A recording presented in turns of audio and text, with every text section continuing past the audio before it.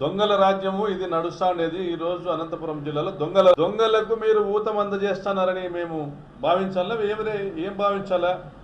ఒకడైతే సిద్ధార్థ్తో మాట్లాడతావా శ్రీరామ్తో మాట్లాడతావా అన్న వీడియో పెట్టాడు. ఆ వీడియో వచ్చింది, ఒకడు మాట్లాడతాడు. పోయి దొంగతనానికి పోతే ఆ వాచ్మెన్ పోయి ఎవరయ్యా నువ్వు ఇక్కడ వచ్చి సెంటరింగ్ సామాన్ నిప్పుతున్నావు అంటే, నేను ఎవరో తెలియదా నీకు? నేనంటే ఏమనుకుంటా, వాడు అప్రాల్ ఒక పంచాయతీలో ఒక చోటా సైజు లీడరు, గల్లీ లీడరు, కొంత క్రిమినల్ బ్యాక్గ్రౌండ్ ఉంది. వాడు సిద్ధార్థతో మాట్లాడతా, వీడియోలు ఉన్నాయి మా దగ్గర, సిద్ధార్థతో మాట్లాడతావు శ్రీరామ్తో మాట్లాడతావు అంటే, దొంగతనం చేసే నా కొడుకులంతా ఇలా పేర్లు చెప్తా అంటే మీ డిపార్ట్మెంట్ ఏం పట్టించకపోతే ఇది దొంగల రాజ్యం అనాలా? ఏమనాలా? పెన్నా నదిలో ఇసుక కాకెత్తకపోయిందా? పేరూరు డ్యామ్ కింద రోజుకు 500 ట్రాక్టర్లు ఇసుక ఎత్తకపోతా అంటే మీ పోలీసులకు తెలియకుండా ఇసుక ఎత్తకపోతారా?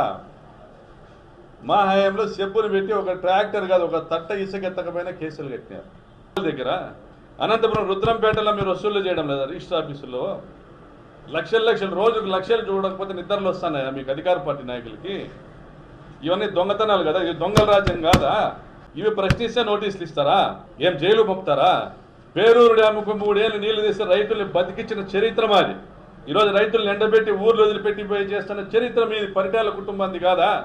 పరిటాల సునీత కాదా ఎమ్మెల్యే? ఒక ప్రెస్ మీట్ పెట్టండి.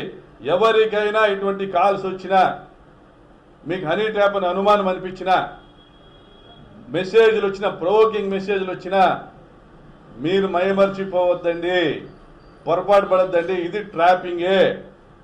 ఫస్ట్ స్టెప్ అది.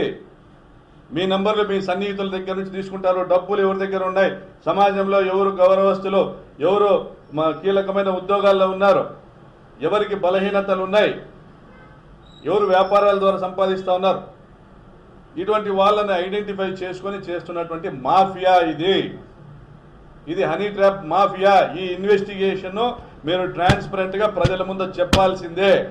మీరు హషప్ చేస్తే అయ్యేది కాదు. ఇది ఇట్లాంటి 4 నోటీసులు ఇచ్చినా, నన్ను జైలుకు పంపినా నా గొంతును మీరు నొలమలేరు. ఈ జిల్లాలో జరుగుతున్న ప్రతి అన్యాయం పైన ప్రశ్నించడానికే వైఎస్ఆర్ కాంగ్రెస్ పార్టీ నన్ను ఇక్కడ భాగంగా అటువంటి సెటిల్మెంట్లో డబ్బు తీసుకున్న వాళ్ళు, కర్ణాటకకి ఇసుక అమ్ముకుంటున్న వాళ్ళు, కర్ణాటకకి పీడిఎస్ బియ్యము వాయిస్ కాల్స్ వచ్చినాయి, పీడిఎస్ బియ్యం 25 ఏళ్ళకి అమ్ముకుంటున్న వాళ్ళు, ఇటువంటి అన్ని నీచమైన దందాల్లోనూ డబ్బు సంపాదించే వాళ్ళు, సెటిల్మెంట్లోనూ కబ్జాల్లోనూ హనీ ట్రాప్ డబ్బులు ముట్టరా? ఇది ప్రైమా ఫేసి ఎవిడెన్స్ కాదా? వాళ్ళ యొక్క నిజస్వరూపం ఏంది, వాళ్ళ యొక్క హీనస్ క్రిమినల్ బ్యాక్గ్రౌండ్ ఏంది? ఇది సరిపోదా మీకు వాళ్ళని విచారించడానికి?